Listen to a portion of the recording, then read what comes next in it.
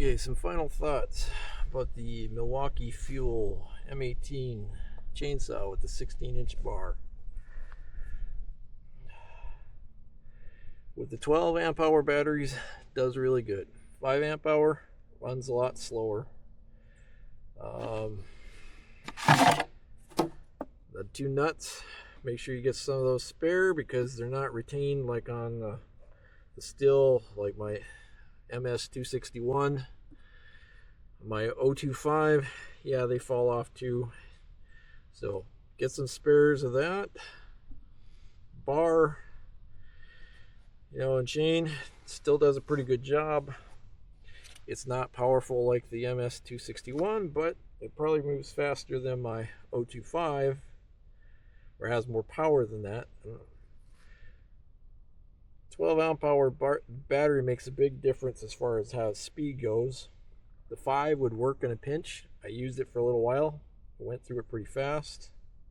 The stack of wood behind me, that's all from that same balsam, and I'll put a photo in there someplace along the way to show you how much of a tree it was. Where it worked out really good was taking the limbs off. Don't have that saw idling next to you. It's so nice to be able to just on and off. Big thing with it, I see a lot of people using these without hearing protection. I don't think that's a good idea. It is loud. Not as loud as a regular chainsaw, but it is loud. And that noise after a while would be, I think, damaging to your ears. Chaps are a must. Gloves, eye protection, everything else you'd do for a regular chainsaw. If you're taking down a tree, you'd better be having that helmet on too. The brake is good. I've tested that. Controls, easy to use, pretty intuitive. The balance is good. It's kind of heavy to the rear, especially with the 12 amp hour battery. It's not too heavy.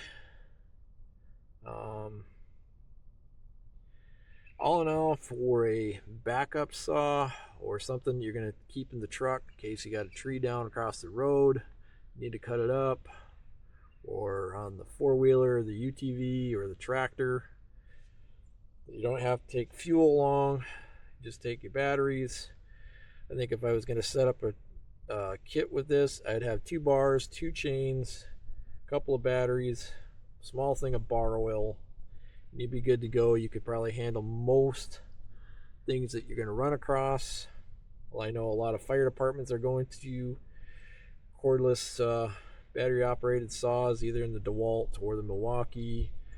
Still's got one, Husky's got one. Big thing is you don't have to screw around with fuel, you don't have to store fuel, just have to store the batteries, and the batteries can be used for something else.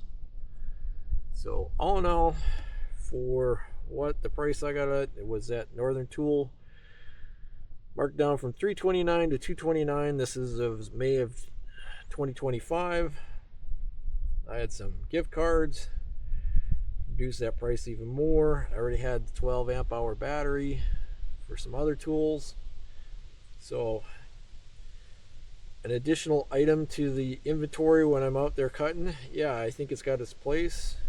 It definitely is a thing for limbing or cut and brush, where you don't have to have that saw idling next to you. Is kind of nice, kind of comforting.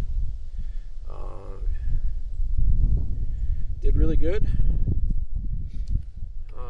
Noise-wise, that's a lot less noise than chainsaw or gas-powered saw. Nice thing, it's instant off. If the brake's forward, you can pull that trigger all you want, nothing happens. Then you're back in business again. So if that's something you're in the market of, you've already got the M18 batteries, you might consider the chainsaw. I know they have a dual battery one out there. I imagine that thing goes like crazy. They do have the M12 hatchet. I think they have an M18 hatchet, which is much smaller bar. This, if you can tell, some of these logs back here, they're more than than 12 inches in diameter, cut right through those. You know, it's not the same as my 261 or the 461, but it still did a pretty good job if you let the saw do what it needs to do. So, another tool in the toolbox, something that's not gas powered for those times that you don't want to crank up a saw. It's also, if you're in close proximity to neighbors, it's not sort of annoying them as much cranking this up, or your critters. So, something to think about. Another one of those rustic hacks for rural life. All right, bye.